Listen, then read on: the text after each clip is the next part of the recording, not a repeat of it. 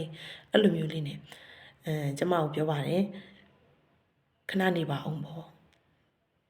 သူလေချင်းလို့လိုက်တာပါတဲ့သမုတ်ဒီလည်းမလျှော့ပါနဲ့သူပူလို့ပါတဲ့ဒီပရိတ်ဆန်နေပေါ့နော်ပရိတ်ရည်ကိုလည်းမဖြန်းပါနဲ့အချိန်တိုင်းသူသွားမှာပါတဲ့သူကျမကိုသိပါတယ်တဲ့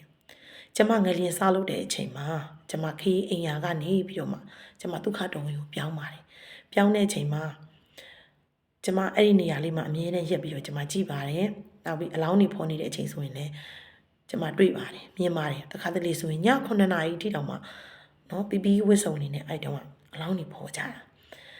ကျမကလည်းအဲ့ကနေပြီးတော့ကျမအိမ်စီကားလေးဆိုတော့ပစ္စည်းကလည်းအများကြီးမဆန့်ဘူးပြီးတော့လူကလည်းနေမကောင်းတဲ့ခါကျတော့ကိုနိုင်တဲ့လောက်ပေါ့တစ်ထုပ်ဆိုတစ်ထုပ်နှစ်ထုပ်ဆိုနှစ်ထုပ်အဲ့လိုမျိုးလေးတည်ပြီးတော့အိုင်နာနေဖြတ်တဲ့အချိန်ကျရင်ကျမကြည့်ပါတယ်နော်အလောင်းဖော်တဲ့ဟာလည်းကြည့်ပါတယ်သူကအဲ့ခရီးကကျမကိုသိပါတယ်တဲ့မြင်ပါတယ်တဲ့တွေ့ပါတယ်တဲ့အဲ့ဒီအဖွာနော်တွေ့ပါတယ်တဲ့သူပြောပြပါတယ်ကျမကိုသူနာမည်လေးလည်းပြောတယ်တိုက်နံပါတ်လေးလည်းပြောတယ်ကျမမမှတ်မိဘူးစဉ်းစားတယ်သိလားမမှတ်မိဘူးတကယ်ကိုမမှတ်မိဘူးအဲ့ဒါနဲ့အဖွာနဲ့ကျမနဲ့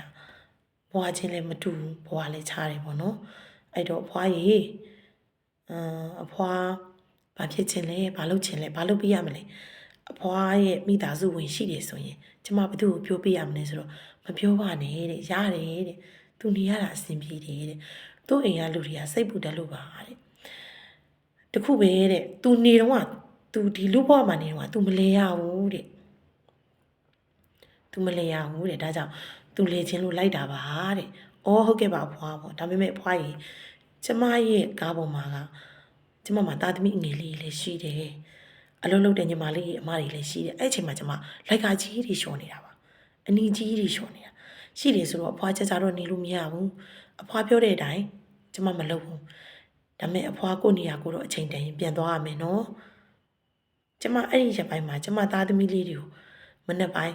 ကျောင်းပို့ရင်တော့မှအဖွားကိုအပြင်ကနေတောင်းပန်ပြီးတော့မှပို့ပါတယ်ကလေးတွေဖြစ်တဲ့အတွက်ကြောင့်မချောက်ပါနဲ့မလက်ပါနဲ့အဖွားအဆင်ပြေသလိုနေပါဒါပေမဲ့တကယ်ကိုသဘောကောင်းပါတယ်အနံ့ထွက်တာလည်းပြီးတော့ကျန်တာဘာမှမပြဘူးဘာရဲ့ရောင်းမှမပြဘူးအဲ့အဖွားကျမနဲ့အလုပ်လုပ်တဲ့